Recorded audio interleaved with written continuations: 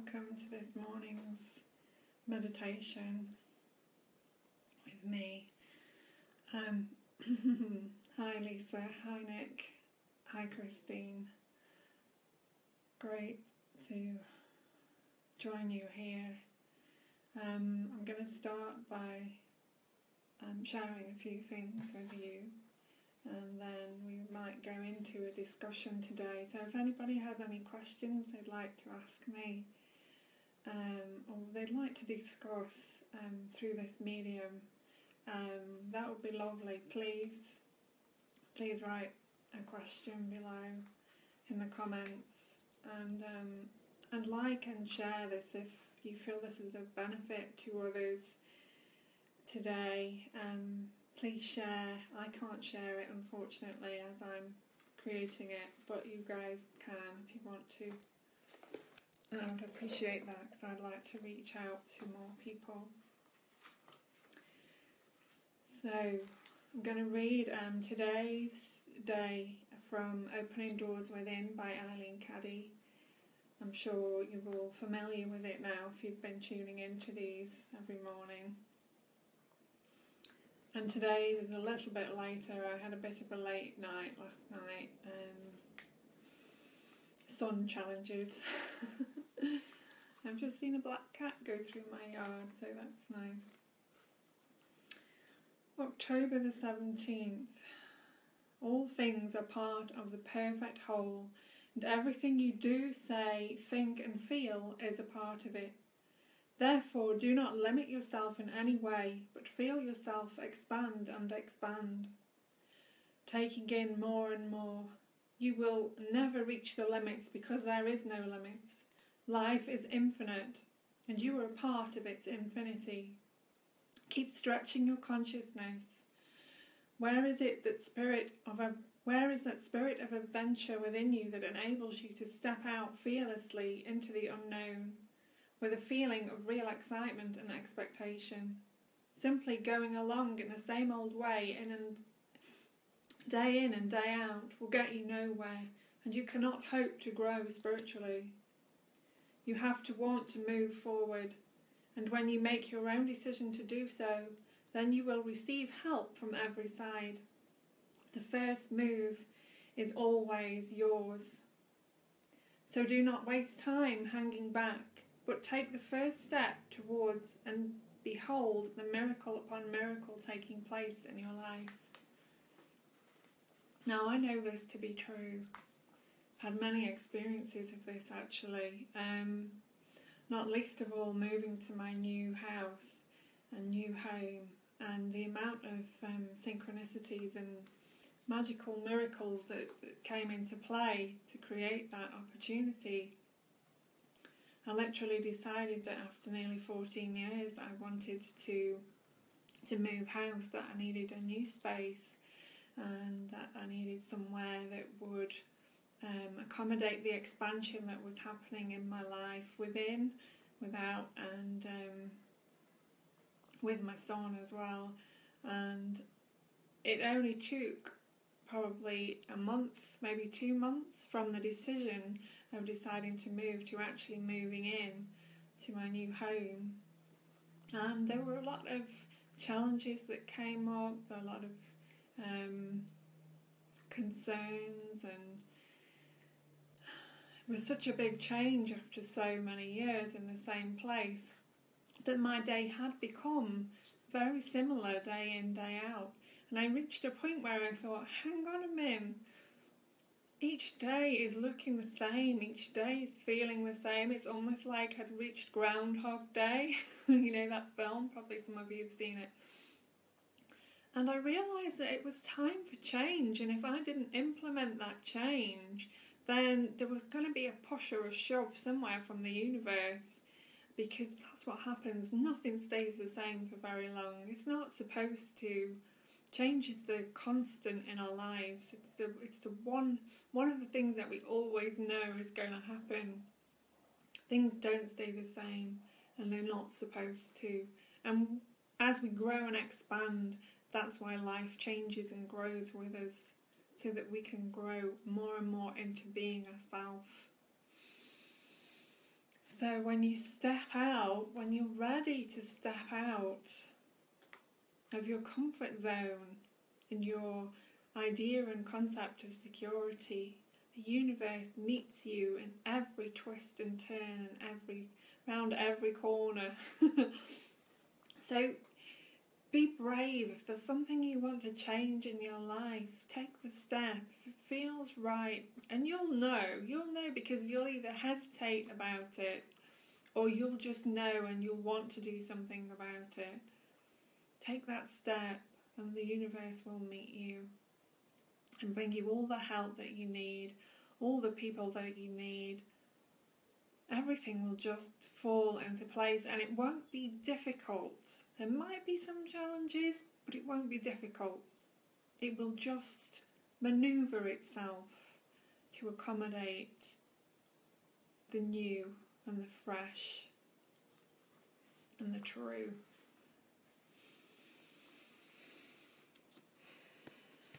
So let's do a little reading from the Osho Zen Tarot for you all this morning, and for myself, of course. Give this reading for everybody that's watching.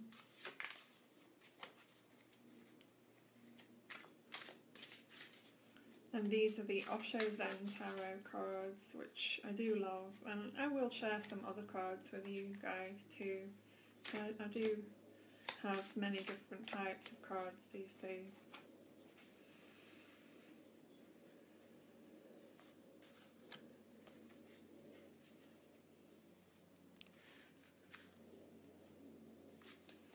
I'll leave it at 2 today.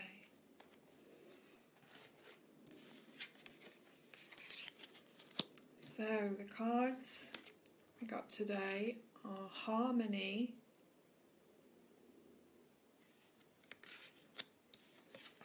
and Travelling. So I'll read those, and this reading is for everybody watching and also anybody that may tune in at any point to this video or may watch the replay.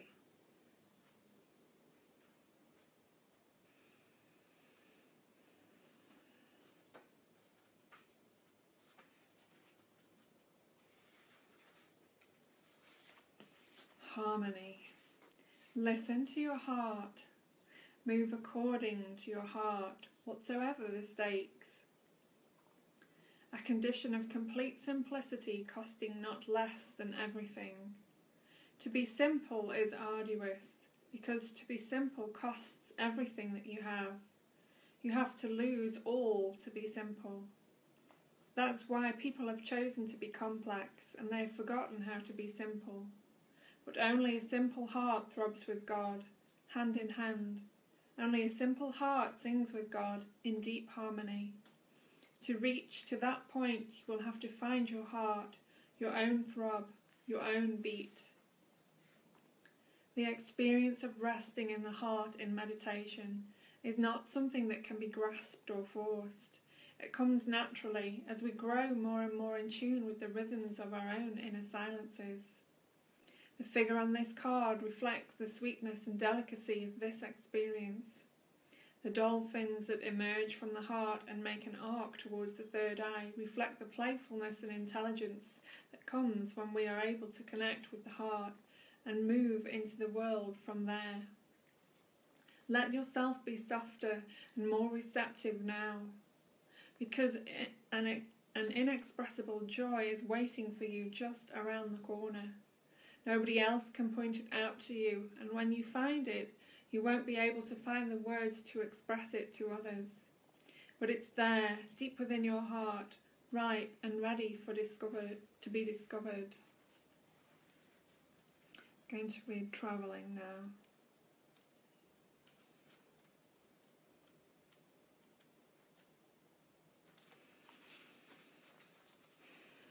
That's this one.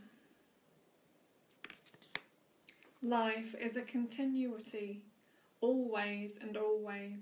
There is no final destination it is going towards. Just the pilgrimage, just the journey in itself is life, not reaching to some point, no goal. Just dancing and being in pilgrimage, moving joyously, without bothering about any destination. What will you do by getting to a destination? Nobody has asked this because everybody is trying to have some destination in life. But the implications, if you reach the destination of life, then what? Then you will look very embarrassed, nowhere to go. You have reached the final destination, and in the journey you have lost everything. You had to lose everything. So standing naked at the final destination, you will look all around like an idiot. And what was the point? You were hurrying so hard and you were worrying so hard, and this is the outcome. The tiny figure moving along the path through this beautiful landscape is not concerned about the goal. He or she knows that the journey is the goal. The pilgrimage itself is a sacred place. Each step on the path is as important in itself. When this card appears in a reading, it indicates a time of movement and change. It may be a physical movement from one place to the next, or an inner movement from one way of being to another. But whatever the case, this card promises that the going will be easy and will bring a sense of adventure and growth. There is no need to struggle or plan too much. The travelling card also reminds us to accept and embrace the new, just as when we travel to a new country with a different culture and environment than the one we are accustomed to. This attitude of openness and acceptance invites new friends and experiences into our lives. It's so important that we don't get caught up in the idea that getting somewhere is the goal. That rushing through life to get somewhere is what's needed. Because it isn't. If we rush through life to get to some imaginary goal, because that's what it is, it's an imaginary goal. It's an imagined idea that there is a finishing line, a finishing point. How can there be if we're energy in form and we're infinite in nature? How can there be an end? There is only a beginning again and again and again. And the beginning is right here, right now, in this moment. You don't need to look anywhere else, at anything else, towards anyone else.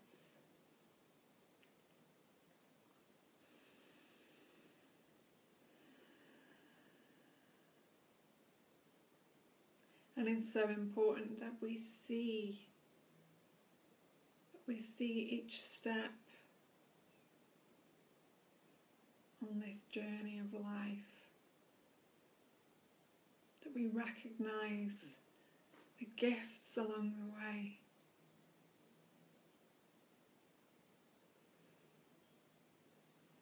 And even when we talk about awakening, when we talk about enlightenment and coming home, we never actually went anywhere. There's nowhere to go. It's always here and it's always now. Everything else is imagined, imaginary.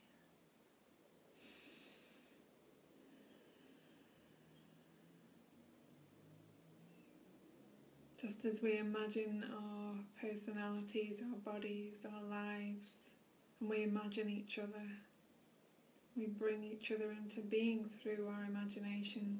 Thoughts really do become things.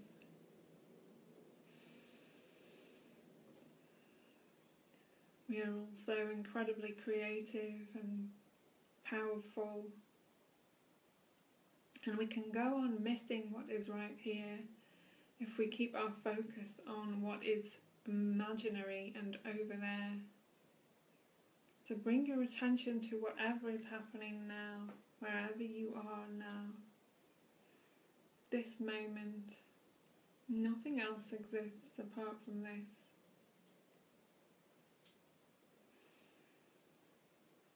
Breathe into that. Feel it. If you are not there to witness anything, how do you know it actually happened?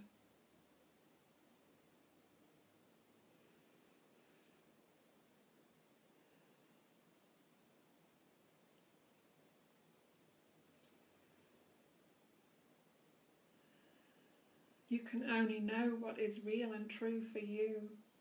And what is real and true for you is right here, right now. There isn't anything else that's real and true for you, is there?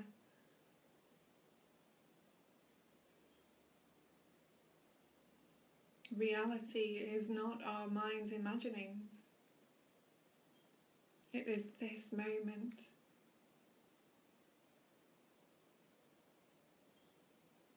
This moment.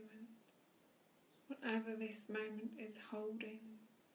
Maybe it's the sun behind the clouds. Maybe it's the rain on the windows. Maybe it's some sensation in the body, some feeling, some irritation. Maybe it's some joy, maybe it's some bliss, maybe it's some anger. It's whatever shows up. And right now the sun is trying to come through the clouds.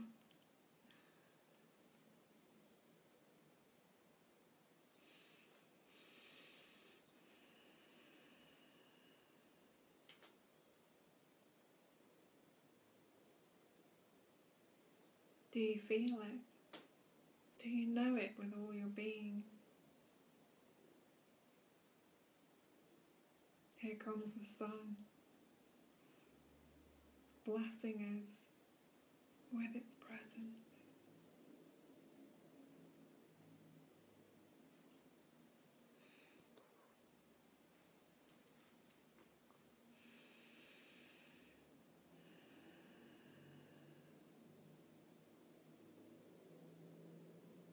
Just inquire, what's here now, what's real?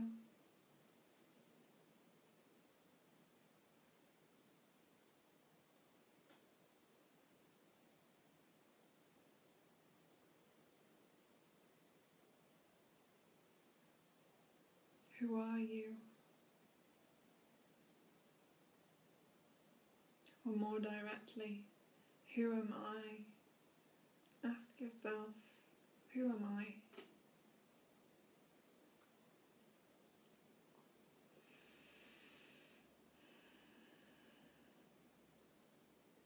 You might come up with your name, you might come up with your job, with your role in the family.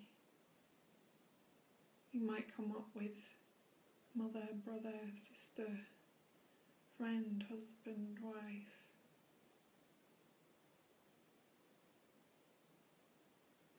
Look deeper.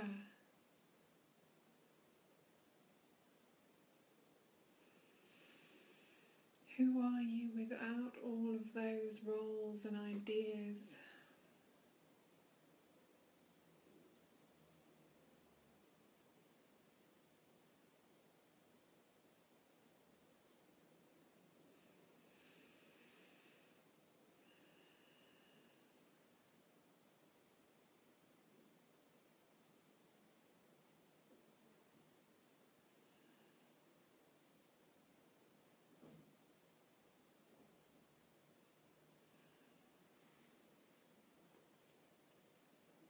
What do you notice?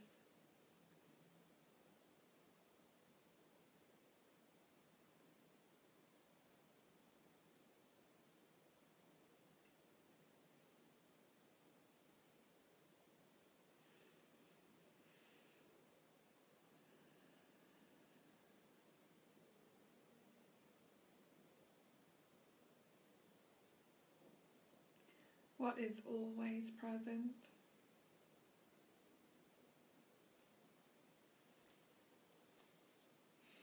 Hi, Christine.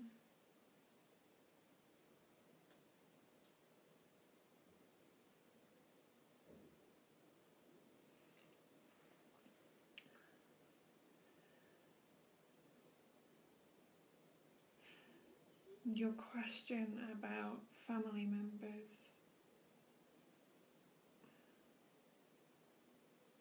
telling lies or engaging in endless criticisms or engaging in nasty and toxic gossip. Christine, that is far more about their relationships with themselves than their relationship with you. It may feel personal, but it's not personal to you. Whatever they're coming up with is based on their own ideas, beliefs, feelings around who they think they are, who they think you are, and they're unable to see the perfection in you just as you are. If they cannot accept you, then they're not accepting themselves.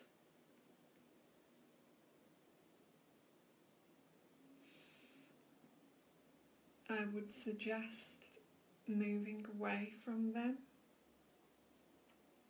in a loving way, because there's no need to put up with that behaviour.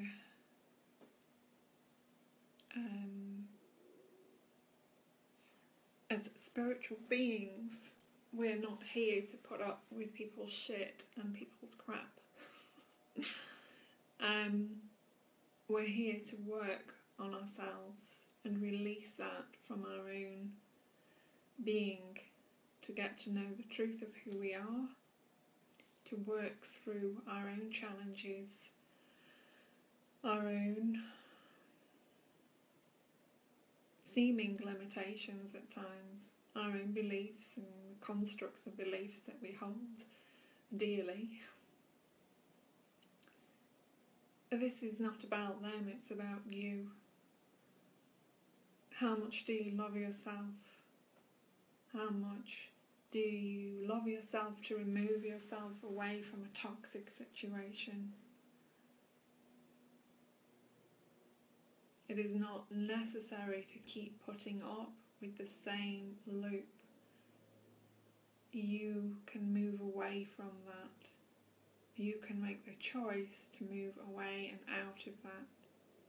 And you do that by not responding, not getting involved. Allow their minds to play the same records that they've been playing.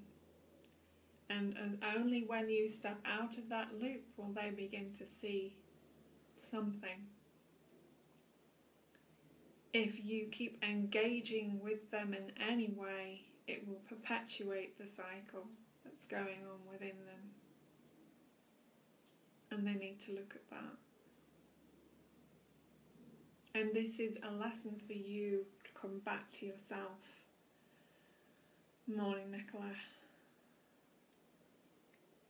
It's a lesson for you to disengage, to detach from their stuff. And look within yourself where these things are arising from also. Often things show up around us so that we can learn from it, learn to deepen our relationship with ourselves. If something shows up and it's really intense, look at the gift in it that's there for you, because there is a gift no matter how it looks. So possibly for you in this situation, the gift is to come back to yourself, to know what is true and real for you, and to heal anything within you that isn't loving towards yourself.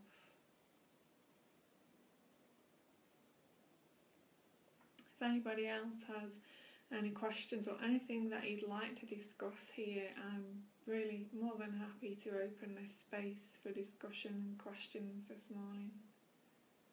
Thank you for your question, Christine. I hope you found that useful in some way.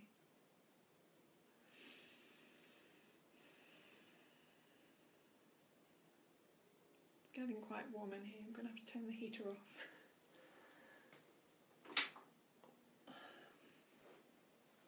Hi, Sarah.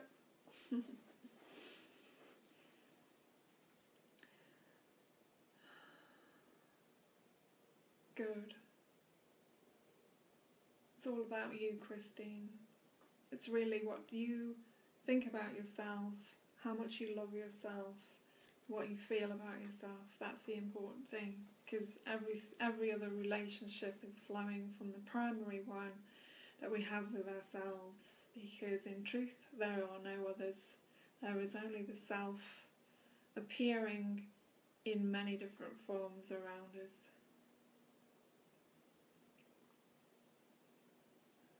I love your openness, Christine. You're such a beautiful soul, and I appreciate you being here. So thank you.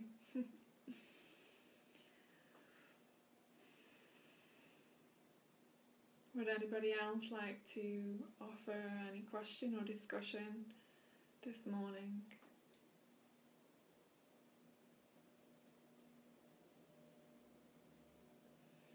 I may just read. Hi, Gulsen. Many blessings to you all this morning. So I'm going to now read, this is perhaps a slightly extended meditation group this morning. I'm going to read from Autobiography of a Yogi. I'm just going to open it on a page and we'll see what comes up. The Law of Miracles. That sounds like a good place to start. The great novelist Leo Tolstoy wrote a delightful story, The Three Hermits. His friend Nicholas Roerich has summarised the tale as follows. On an island there lived three old hermits. They were so simple that one prayer they used was, "We are three, thou art three, have mercy on us." Great miracles were manifested during this naive prayer. The local bishop came to hear the three hermits and their inadmissible prayer, and decided to visit them in order to teach them the canonical invocations. He arrived on the island, told the hermits that their heavenly petition was undignified, and taught them many of the customary prayers. The bishop left on a boat. He saw, following the ship, a radiant light.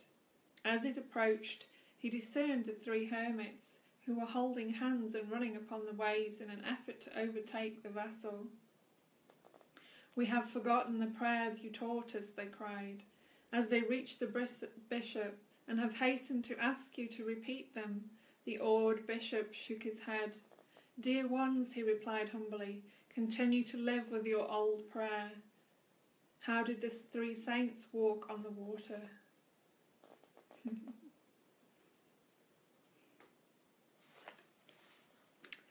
Hi, Susie. How do we improve our relationship with ourselves, love ourselves? That's a very good question, and it's a huge question, because there's a lot of love yourself. People say love yourself. I say it a lot, actually. But what is the true meaning of loving ourselves? What does it really mean to love ourselves? We are already love. We're love in form. We're God in form. If we are loving God, why don't we love ourselves in the same way that we love God? To me, true love is unconditional devotion. Devotion to the one, with no conditions placed on it whatsoever. Can we love ourselves unconditionally? Can we be devoted to ourselves, our growth, our path, our relationships, our gifts? Can we accept ourselves without taking anything away from ourselves? Without denying things about ourselves, without saying this is good or this is bad, or I don't like this about myself, or I love this about myself. Love, unconditional love, is acceptance. It's accepting the form that we find ourselves in. It's accepting our personalities, maybe the seeming faults We've all been made so perfect, so pure, so beautiful, full of potentiality, full of miracles and blessings. We've been given gifts to share, and we have a uniqueness. If we can truly embrace the unique aspect of ourself that we've brought here, then that is also loving ourselves. And the more we learn to love who we are without taking anything away, without adding anything, no more, I am more lovable if I have this, I am less lovable if I don't have this. Just to love unconditionally in acceptance of what and who we are in this embodiment, in this experience, in this life.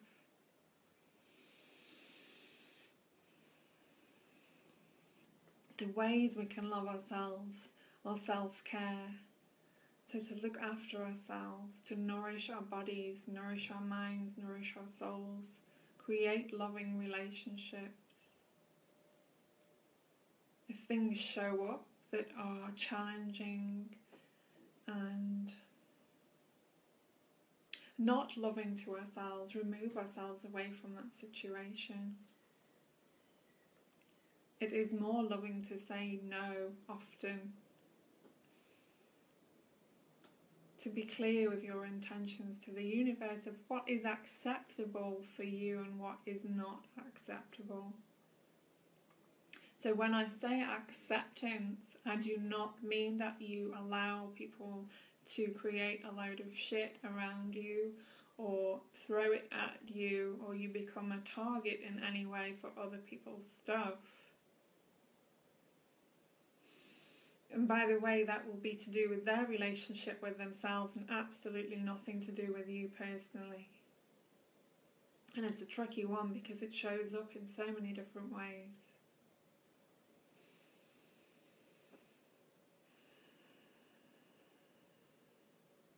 Would you like me to expand on that any more, Susie? Please let me know if you feel that that's been answered fully, or something more that you'd like to look into. And thank you for your question. Hi, Catherine. Great you could join us. I'm looking forward to seeing you soon. Hi again, Sarah.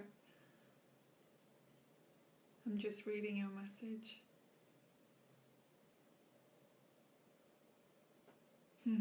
Thank you. Is there anything else, Susie?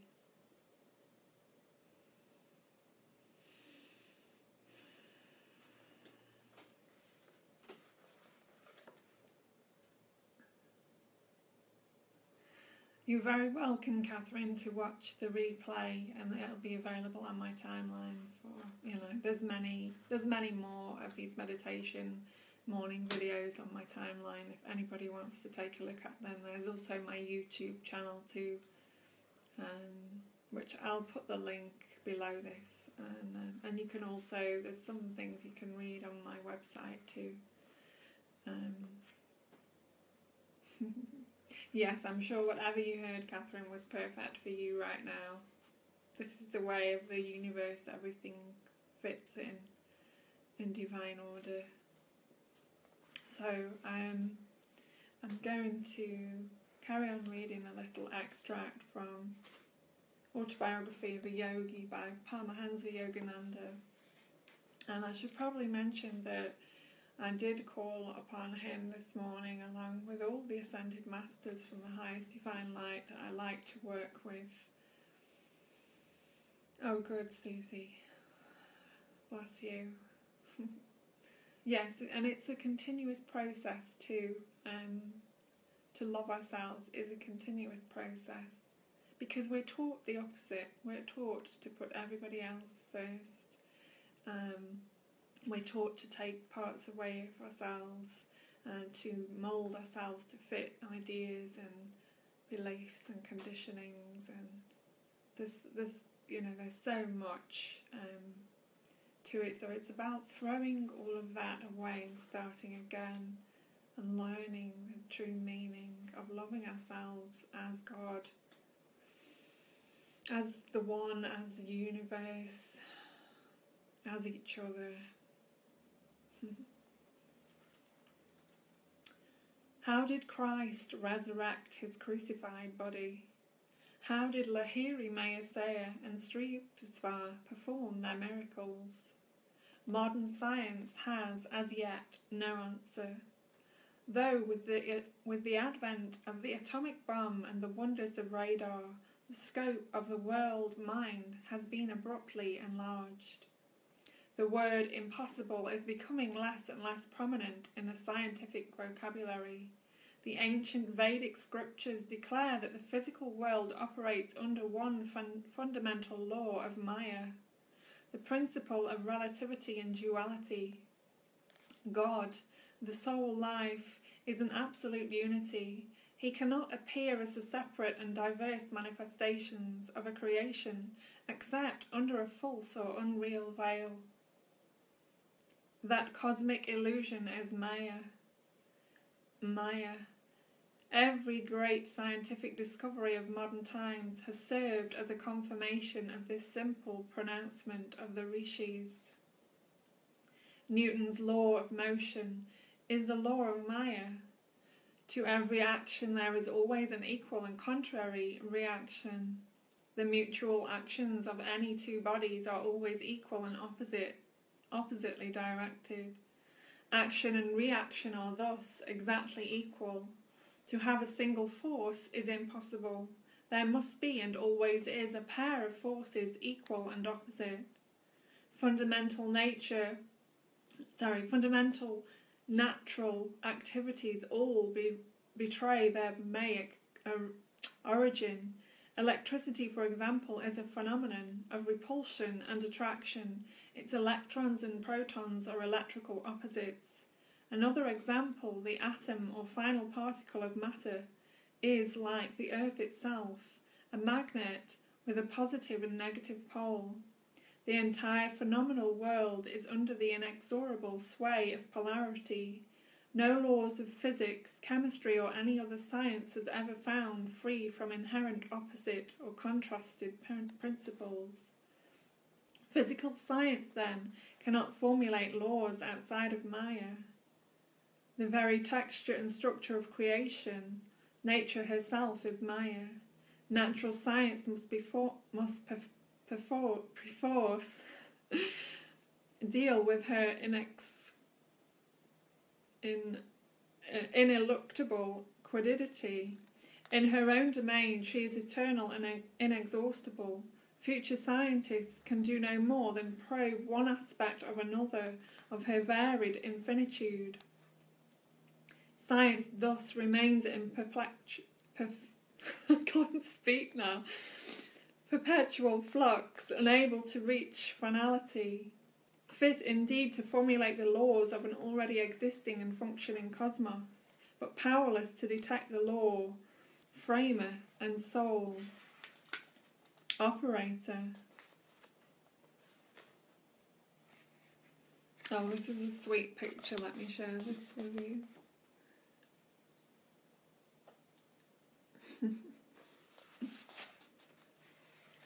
Morning, Patricia. The majestic manifestations of gravitation and electricity have become known, but what gravitation and electricity are, no mortal knoweth. The surmount Maya was the task assigned to the human race by the millennial prophets. I'm gonna have a drink because I'm really struggling to speak.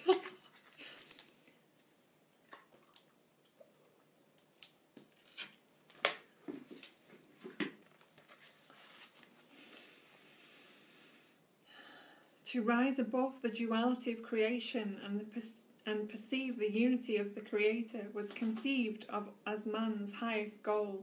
Those who cling to the cosmic illusion must accept its essential law of polarity. Flow and ebb, rise and fall, day and night, pleasure and pain, good and evil, birth and death. This cyclic pattern assumes a certain anguishing monotony. After man has gone through a few thousand human births, he begins to cast a hopeful eye beyond the compulsion of Maya. To tear the veil of Maya is to pierce the secret of creation. The yogi who thus denudes the universe is the only true monotheist. All others are worshipping heathen images. So long as man remains subject to the dualistic delusions of nature, the Janus-faced Maya is his goddess. He cannot know the one true God. The world illusion Maya is individually called avidya, literally not knowledge, ignorance, delusion. Maya or advidya, can never be destroyed through intellectual conviction or analysis, but solely through attaining the interior state of Nirvikalpa Samadhi. The Old Testament prophets and seers of all lands and ages spoke from the state of consciousness. Ezekiel says, "Afterwards he brought me to the gate, even the gate that looketh towards the east, and behold, the glory of God of Israel came from the way of the east, and his voice was like a noise of many waters, and the earth shined with his glory. Through the divine eye in the forehead east, and the yogi sails his consciousness into omnipresence, hearing the word Om. Divine sound of many waters or vibrations which is the sole reality of creation. Among the trillion mysteries of the cosmos, the most phenomenal is light. Unlike sound waves whose transmission requires air or other material media, light waves pass freely through the vacuum of interstellar space. Even the hypothetical ether, held as the implanetary medium of light in the undulatory theory, has to be disregarded for the Einsteinian grounds that the geometrical properties of space render the theory of ether unnecessary. Under ether hypothesis, light remains the most subtle, the freest from material dependence of any natural manifestation. In the gigantic conceptions of Einstein, the velocity of light, 186,000 miles per second, dominates the whole theory of relativity. He proves mathematically that the velocity of light is, so far as man's finite mind is concerned, the only constant in the universe of unstable flux. Unstable flux, yeah. On the sole absolute of light velocity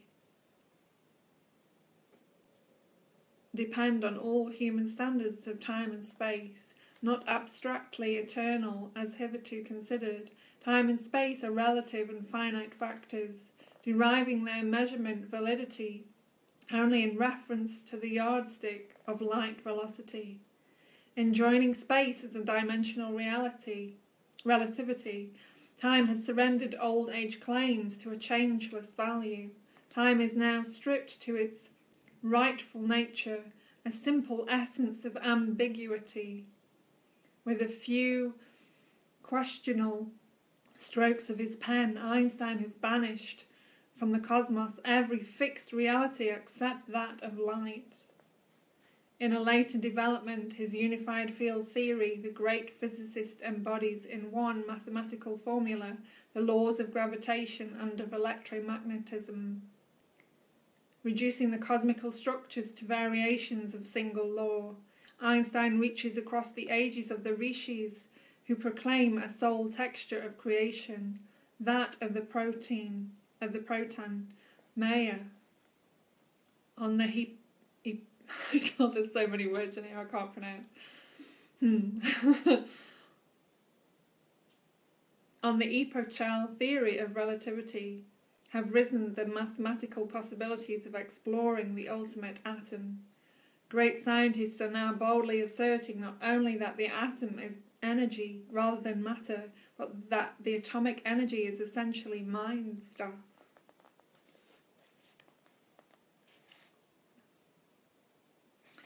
And so it goes on.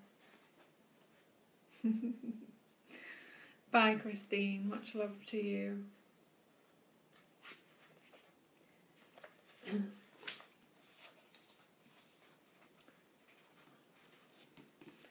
We'll leave that there, I think. Right. For all of you who are still here, which of course here is the only place you can be, if anybody else would like to ask any questions, then please feel free. Just switching my heaters back on. Yeah, please ask any questions in the comments below, and we'll go on and do some meditation now, which is really the main point of these morning gatherings online for all of us, to connect in stillness and silence with the breath, the universe, and ourselves.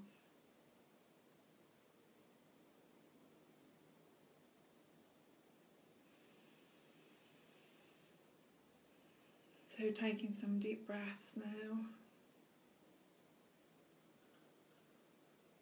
Deep grounding breaths, bringing us right here into this space.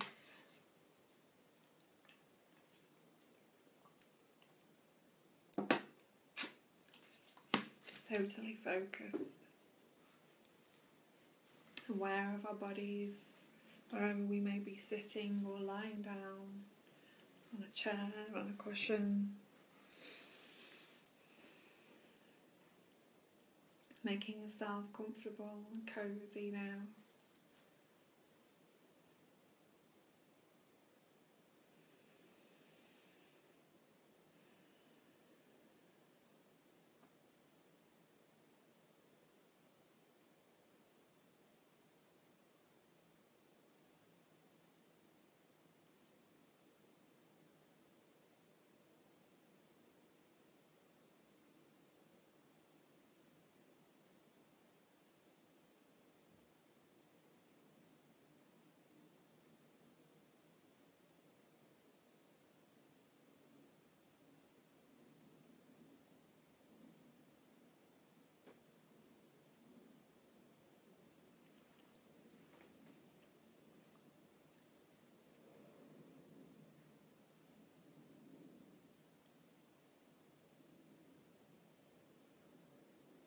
Just allowing everything to soften.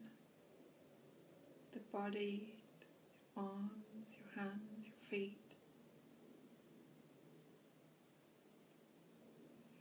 Your eyes, the muscles in your face.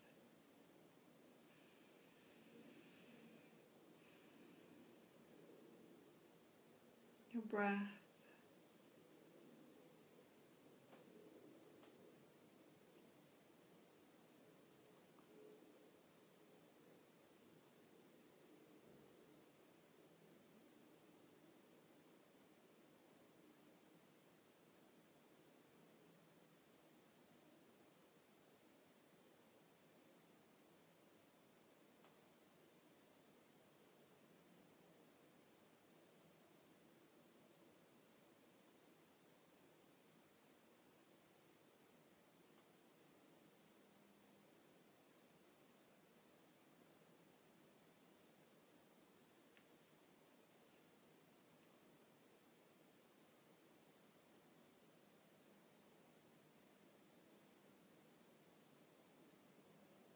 Closing your eyes gently, softly.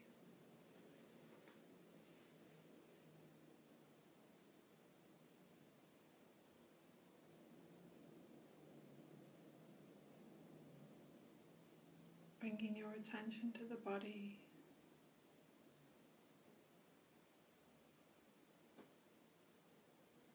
There may be somewhere in the body that needs your attention and your loving presence.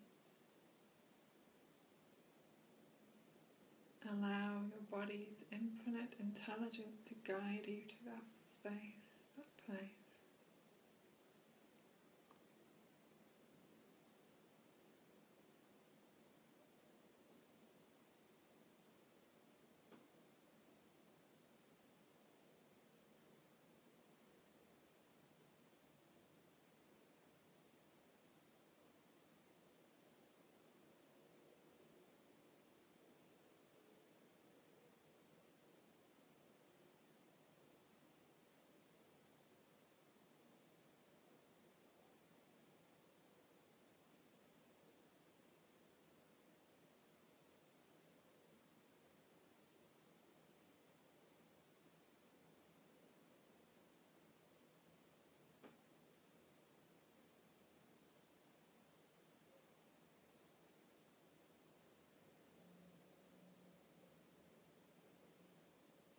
Hey, there's a cat here.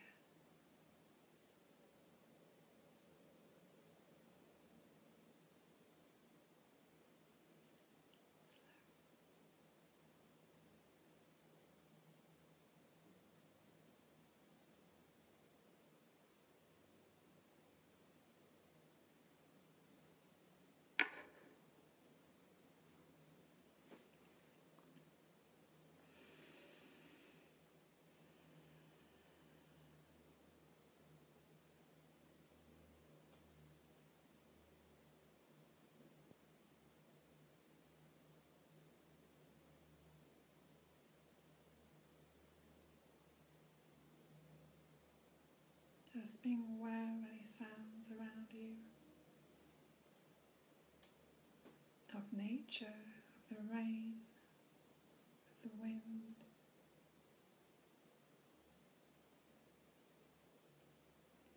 And bringing your attention to the silence within.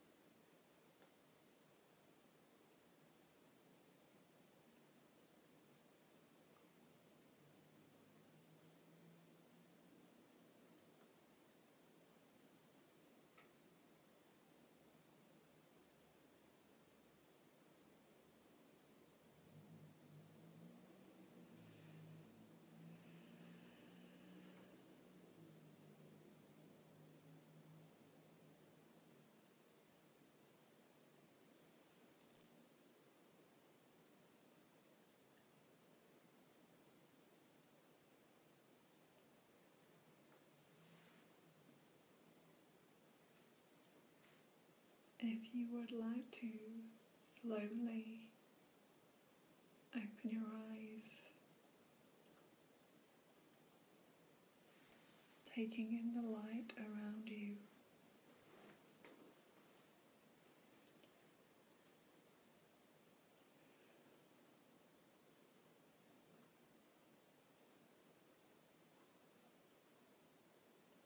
And stretch if you need to.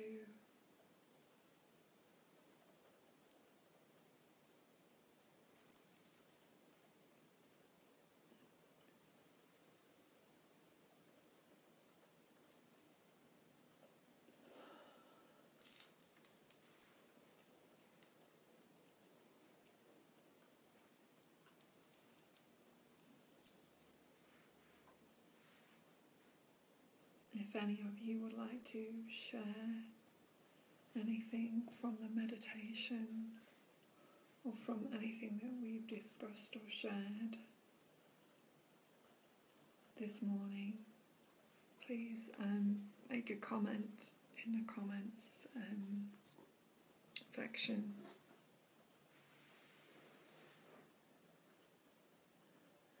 I'll be here for a few more minutes if anybody wants to ask anything or discuss anything.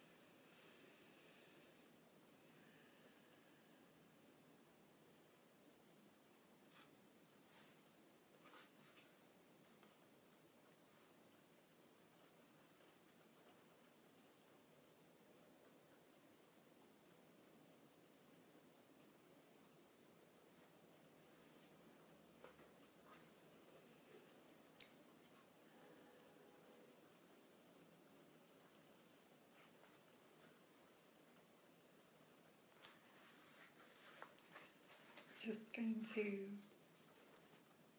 finish by opening this book, A Guide for the Advanced Soul.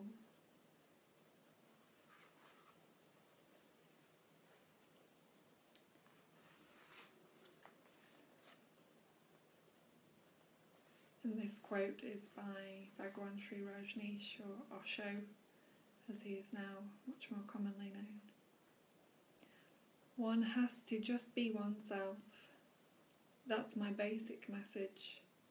The moment you accept yourself as you are, all burdens, all mountainous burdens, simply disappear. Then life is a sheer joy, a festival of lights.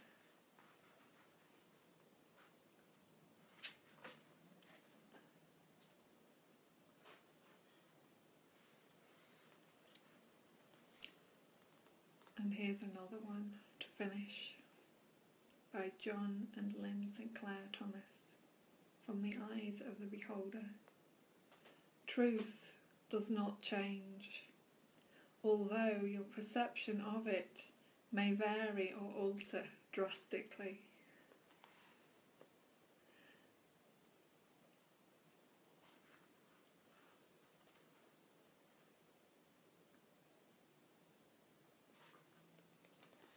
Oh, and one more.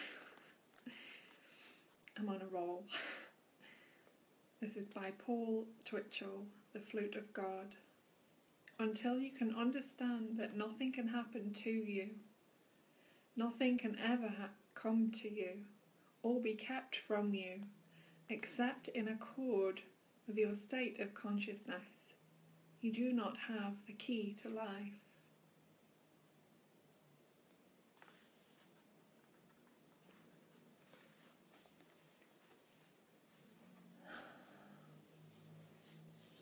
Much love, everyone. Many, many blessings. And please feel free to watch this on the recording if you're just joining us now. Namaste. Om Shanti Shanti. Have a blessed day.